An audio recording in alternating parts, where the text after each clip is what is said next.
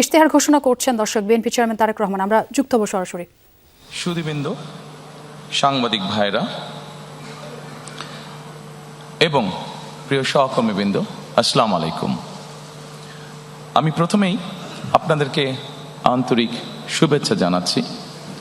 আজকে আমাদের এই অনুষ্ঠানে কষ্ট করে যোগ দেওয়ার জন্য আন্তরিক ধন্যবাদ আপনাদেরকে। আজকে ছুটির দিনে আপনাদের ছুটির যে আমেজটা সেটা হয়তো আমরা একটু বিঘ্ন ঘটিয়েছি, সেই জন্য আমি দুঃখ প্রকাশ করছি। তারপরেও আন্তরিকভাবে ধন্যবাদ। Dear diplomats, thank you so much for attending here today.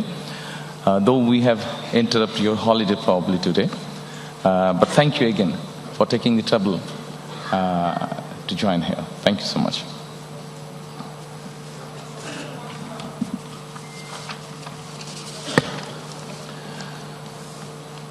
সম্মানিত উপস্থিতিবৃন্দ,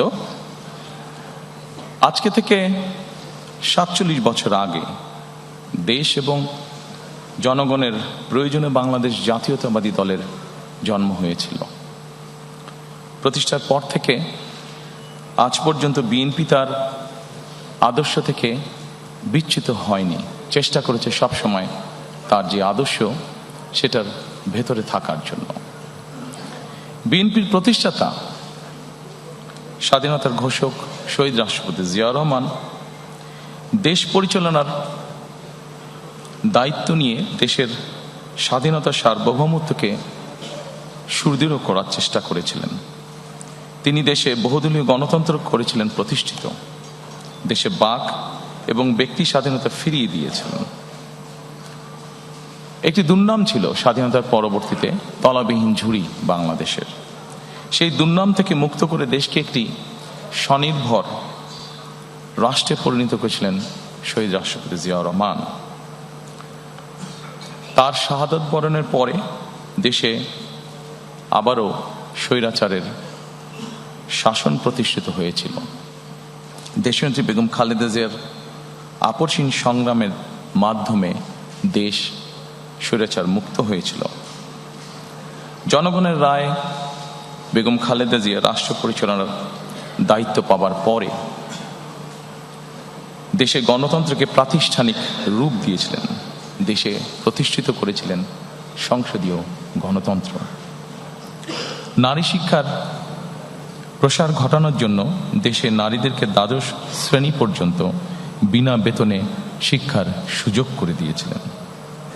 দেশনেত্রী বেগম খালেদা জিয়ার নেতৃত্বে 2001 সালে তৃতীয়বারের মতন রাষ্ট্র পরিচালনার দায়িত্ব পেলে বেগম খালেদা জিয়া অর্থনীতিকে বাংলাদেশকে এশিয়ার এমার্জিং টাইগারে পরিণত করেছিলেন।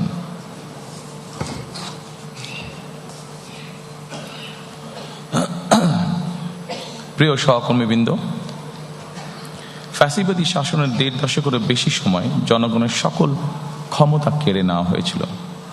দেশকে পরিণত করা হয়েছিল একটি তাবেদার রাষ্ট্রে।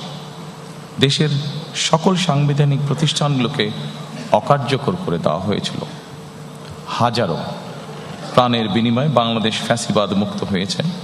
ফ্যাসিবাদ মুক্ত বাংলাদেশে আবারও জনগণের অধিকার প্রতিষ্ঠার সুযোগ তৈরি হয়েছে। সম্মানিত উপস্থিতিবৃন্দ,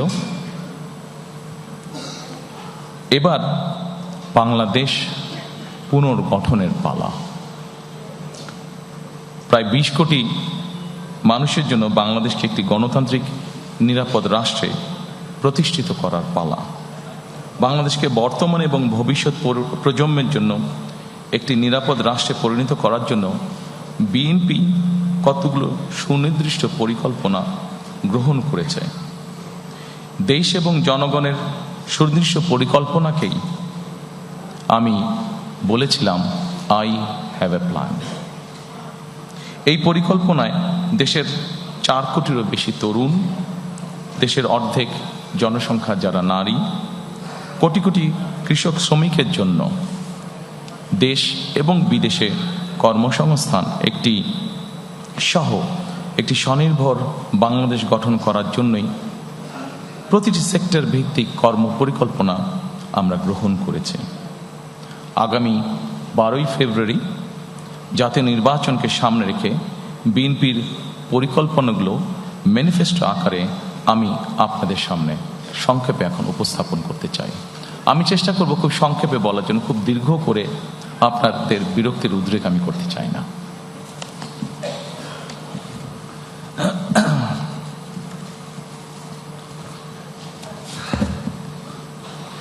Dear friends of Diplomatic Corps, probably I'll be explaining the whole manifesto in my own language, Bangla. But I'm sure you have found that in the folder which you're holding, there's a copy in English. So it will be easy for you to understand what we will be saying in Bangla. Exactly, the whole thing is in English. So I'll request you, if you can go through the document, you will know what we have or what we are explaining in Bangla. Thank you.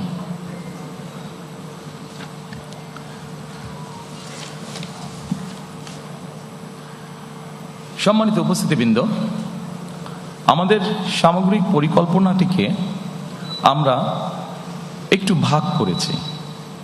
মোটামুটি আপনাদের সামনে screen যেটা আছে, দুপাশে screen আপনারা যদি দেখুন, এই স্ক্রিনে আমরা 5টা স্তম্ভের মধ্যে বা 5টা ভাগে আমরা ভাগ করেছি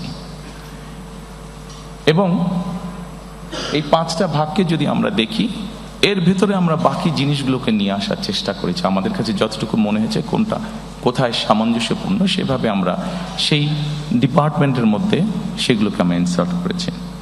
প্রথমে আমরা যেটি বলেছি রাষ্ট্র ব্যবস্থার সংস্কার, দ্বিতীয়ত আমরা বলেছি বৈষম্যহীন আর্থসামাজিক উন্নয়ন ও টেকসই রাষ্ট্রীয় সক্ষমতা অর্জন, তৃতীয়ত আমরা বলেছি ভঙ্গুর অর্থনীতির পুনর্গঠন ও পুনরুদ্ধার, চতুর্থত আমরা বলেছি অঞ্চল ভিত্তিক সুষম উন্নয়ন, এবং পঞ্চম বা শেষ যেটি ধর্ম, সমাজ, ক্রীড়া, সংস্কৃতি ও সংহতি বিষয়, যে বিষয়গুলো আছে। এখন আমরা প্রথমেই চলে আসি রাষ্ট্র ব্যবস্থার সংস্কার। সম্মানিত উপস্থিতিবৃন্দ, রাষ্ট্র ব্যবস্থার যে সংস্কার, আমরা যারা বিভিন্নভাবে প্রতিদিন খবর রাখি দেশ জাতি সবকিছু দেখে আমরা এতটুকু বুঝেছি আমাদের রাষ্ট্রীয় ব্যবস্থার মধ্যে বেশ কিছু সংস্কারের প্রয়োজন আছে। আপনাদের কাছে যে ফোল্ডারটি আছে, এখানে আপনারা যদি দেখেন, এর ভেতরে কয়েকটি ভাগ আমরা করেছি: গণতন্ত্র ও জাতি গঠন, মুক্তিযুদ্ধ, অভ্যুত্থান, সাংবিধানিক সংস্কার, সুশাসন এবং স্থানীয় সরকার। আমি ডিটেইল আলোচনায় যাব না। আমি প্রথমেই শুরু করতে চাই গণতন্ত্র ও জাতি গঠন। গণতন্ত্র এবং জাতি গঠনে যদি আমরা দেখি, প্রথমেই আমরা একটি কথা সেখানে লিখেছি। যদিও গণতন্ত্র এবং জাতি গঠনের এখানে যে বিষয়গুলো আছে, যা আমরা গত 1 বছর ধরে দেখেছি, যে সরকার গঠিত যে রিফর্ম কমিশন ছিল, সেখানে যা কিছু আলোচনা হয়েছে, তার অধিকাংশই কিন্তু আমরা অনেক বছর আগে, প্রায় 2-2.5 বছর আগে আমরা জাতির সামনে উপস্থাপন করেছি। তবে আমরা এখানে নিয়ে এসেছি প্রথমেই 31 দফা বা জুলাই সনদের বাস্তবায়ন। আমরা যখন প্রথম দেশের মানুষের সামনে 31 দফা, আমাদের 2030 ভিশন বা 27 দফা উপস্থাপন করেছিলাম, তখন 31 দফা বা জুলাই সনদের বিষয়টি তখন ছিল না। যেহেতু এটি আমাদের জাতির জন্য সবকিছু মিলে একটি অত্যন্ত জরুরি বিষয়, সেজন্য এটিকে আমরা সামনে নিয়ে এসেছি। কাজে আমাদের জাতি গঠন এবং গণতন্ত্রের ভিত্তিকে যদি আমাদের শক্তিশালী করতে হয়, আমরা বিশ্বাস করি যে 31 দফা এবং জুলাই সনদের যেটি আছে সেটিকে অবশ্যই আমরা বাস্তবায়ন করব। কারণ জুলাই সনদের যে মেইন বিষয়গুলো আছে, সেগুলোর সাথে আমাদের 31 দফার অনেক কিছুর মিল আছে, যা আমরা অনেক আগেই জাতির সামনে উপস্থাপন করেছিলাম।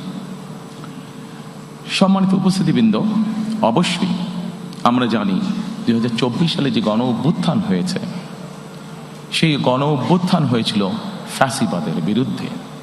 এবং এই মুহূর্তে আমরা বাংলাদেশের যে কোনো প্রান্তরে যে কোনো মানুষের সাথে যদি কথা বলি, যারা গণতন্ত্রে বিশ্বাস করে, যারা দেশের স্বাধীনতা সার্বভৌমত্বে বিশ্বাস করে, এরকম জ্ঞান সম্পন্ন যে কোনো মানুষের সাথে করি, প্রত্যেকটি মানুষ এক বাক্যে বলবে যে অবশ্যই আমরা ফ্যাসিবাদের পুনরাবৃত্তি চাই না। এবং যেহেতু আমরা ফ্যাসিবাদের পুনরাবৃত্তি চাই না, দলমত নির্বিশেষে প্রত্যেকটি মানুষ এই কথা বলবে, সেজন্যই আমরা এটিকে গুরুত্ব আরোপ করেছি। এবং এই ফ্যাসিবাদের পুনরাবৃত্তি যদি না চাই, অবশ্যই আমাদেরকে ডেমোক্রেটিক প্রসেস বা গণতন্ত্রের চর্চা আমাদেরকে অব্যাহত রাখতে হবে। আমরা জনগণের শাসনের কথা বলি, সম্মানিত উপস্থিতিবৃন্দ। জনগণের কাছে আমরা শাসনের কথা বলি, জনগণের অধিকার প্রতিষ্ঠার কথা বলি।